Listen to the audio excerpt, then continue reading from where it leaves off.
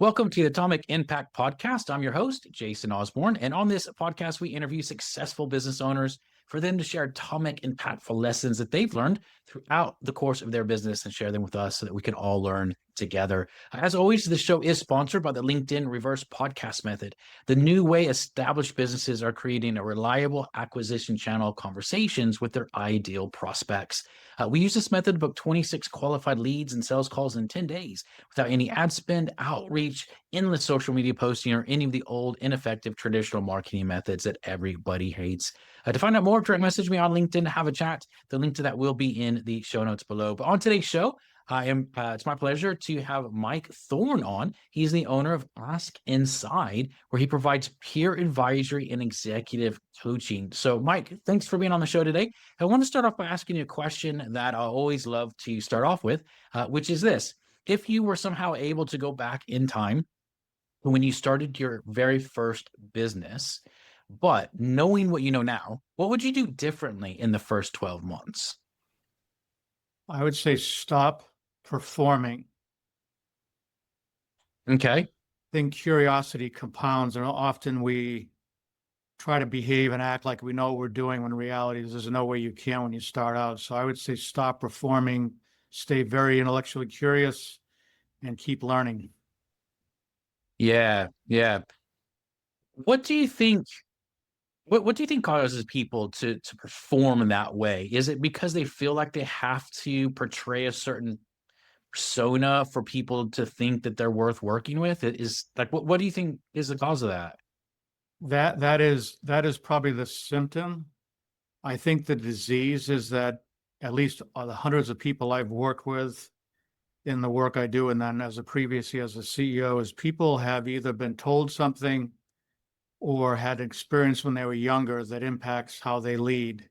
And until they unravel that and unlock that, they're going to constantly be performing or act like they have all the answers. It's sort of why we command control lead versus purpose values lead. Interesting. So you say something they've either been told or has happened or something in childhood has caused their leadership style. Yes. I mean, we all have, there's three parts of everybody, I think, in terms of the humans. You have how you're hardwired. You can take all those assessment tests to figure that out. The second one is your briefcase, so to speak, which is what are your life experiences? And often I can't think of a person I've worked with, unless they're not willing to go there, that didn't have something said or done to them or an experience they had that impacts them. So when the pressure hits, they tend to either go back to what I call BCD behavior, which is blame, complain, deflect, defend. But if you can unlock that from jail, they think that is this is what happened to me, and that's why I behave the way I do or act that way as a leader, and see it as a school of learning. So mine was adoption, abandonment, trust issues. So when I led from a fear of being abandoned, trust, which is not healthy. I've had people with all kinds of stuff, and it could be very little things. Something someone said that you respected, someone told you this or that. It has, I believe, a high propensity to impact how people lead for sure, especially as an entrepreneur. Yeah, that's fascinating. That's really interesting. Well, as you've grown your business and worked through those things, what do you think has been the key thing that has helped you grow your business outside of the leadership element of it? Well, there's a few things. One is, I think, just having intellectual curiosity, I think, is the number one thing people need to have. You're always curious about what could we be doing. I think today's society, people are asking more, why are we doing something versus how are we doing something? So I grew up in the generation that was just tell me how to do it. The world today with the information, with AI and everything's like, well, why are we doing it this way? So I think intellectual curiosity has been number one. Number two is never accept status quo. You often hear, well, this is the way we do things. This is how it's supposed to be done. I was told by this guy or that guy that was supposed to be done that way. Those are the two. I think the third one, which is also underinvested in, which a lot of times people say, I don't like networking. I got to get better at networking. I don't think networking is the way to go. It feels very transactional. So I would describe people, and I discuss with people, a personal trust community. People that are around you that are physically, intellectually, emotionally, socially, and spiritually supporting you along the way. is a third rail, because you're going to have up and down days. You're going to fall off the horse. It's just going to happen, and that's okay. But if you don't have people around you that are holding you accountable, but also respect you and don't judge you, it's very hard to keep going like this. So I would say that's the third one I learned 25 years ago, is get a personal trust community around you. Mm, I like that. It's a really good way of looking at that. Yeah, that's amazing, man. Well, one of the other things that I'd like to talk about, Mike, is challenges that we have in businesses, because oftentimes it can be very isolating, being a business owner or CEO, leader. And for whatever reason, we often think I'm the only one that's going through this. No one's ever gone through this before, and it can just feel very lonely. So I like to talk around that on this show oftentimes, because the more that we all hear, oh, gosh, Mike's have this challenge. This other person have this challenge. Oh, I'm not alone. So, having said all that, what's the number one biggest challenge that you faced in business? And what's the lesson that you learned from that? I think uncertainty is a gift. Mm, Oftentimes we sit there and think, boy, I don't know what the right answer is, and I should, because I'm the one running the company or what have you. But it actually, instead of worrying about that and avoiding making decisions or rushing to make decisions because you think you have to make one, let that uncertainty be a gift. And I go back to what I said earlier, be intellectually curious. Go find people either in your organization or in your trust community and say the three most powerful words in life outside of I love you are, I need help.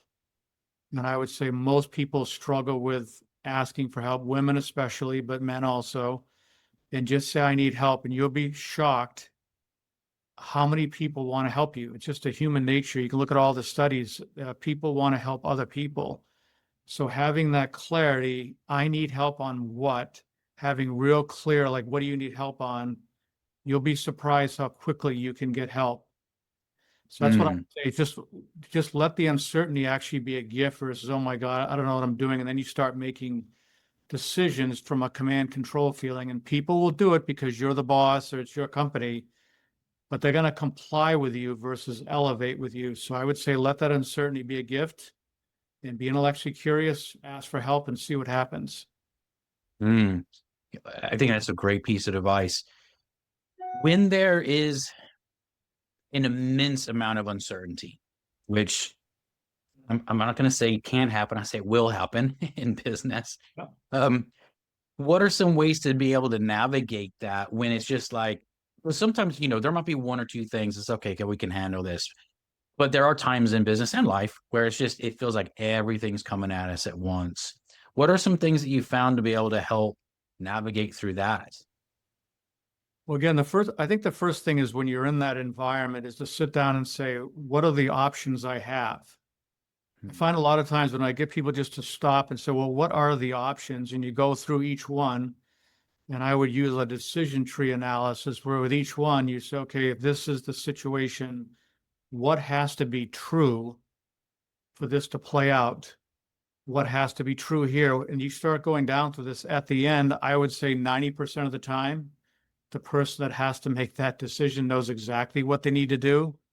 So they need two things. One is they need someone else to say to them, you're okay, that's a good idea. Or B, I didn't think of that. It's a good addition to my thought process. Or C, oh my God, you gave me some even better ideas. I'm ready to roll.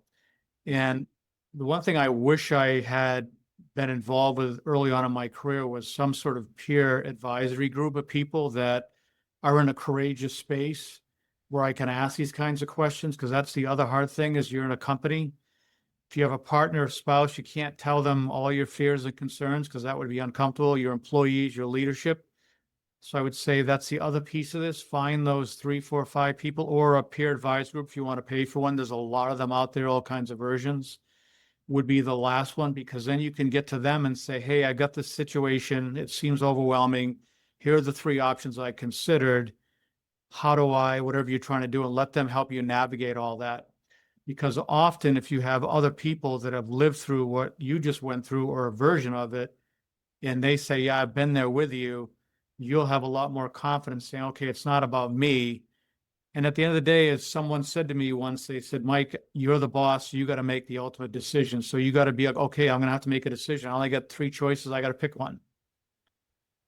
Yeah, I think that's a really, yeah, that's very, very good.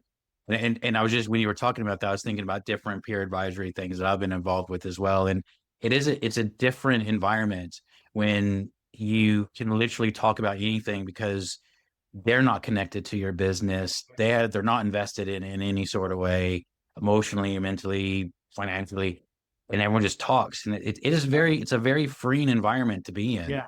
Yeah. You got to pick the right one. Like there's some, I'm an acquired taste, as I joke, not for everybody. And there's other people that will do those groups differently. But the key is just to find your people, find your community that you feel like, okay, I can be courageous in this space. I think it's hard to have psychological safety. That word gets tossed around quite a bit. Whenever there's a dominant person in the room, whether it's a person leading the facilitation of a meeting or a boss, there's always accountability, and so it's really hard to have complete psychological safety, but a good leader will create a courageous space either at a company or in a peer group.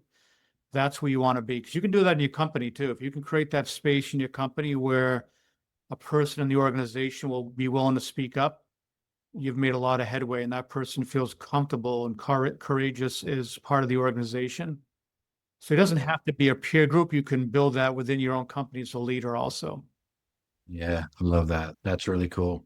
Well, over the next, say, 2 to 3 years of your business, what would you like to achieve? What are you working on at the moment? I'm 100% focused on helping people, helping, it's not just young people, because there are some people my age and older that want this also, but humanizing leadership is what I teach, which is values and purpose led versus command control. Mhm. And I believe the faster we get there, and it has to be community by community, the better chance we're going to be a better world. And because right now we have too many people commanding, controlling. Everything's very selfish. I think it's the first time in society where people care about their own personal wealth and care less about the communities around them. It's the first time in history that's happened, but I think it's understandable. So I'm teaching humanizing leader, which is values, purpose leading. And I believe lead to better companies, better communities, better families, and a better world. Mm. I love that. What do you think has caused that, where people are more, I'm not saying whether it's good or bad, but they're just more focused on themselves as opposed to their community? Because I've never heard that said, but when you were saying, I was like, I think that's true. There are institutions, and so I can't speak for your country, but in the US, that are the institutions that people look to say, okay, we're going to be all right. The government's going to do this, or the religious institutions. There's all these education systems. So all these quote institutions that are led by people, CEOs of companies, we've always, as human beings, as I grew up, just said, okay, well, we're going to be all right because we got these institutions to hold everything in place. They're all breaking down. People are taking advantage of loopholes in systems. The morale, I think morals have gone down.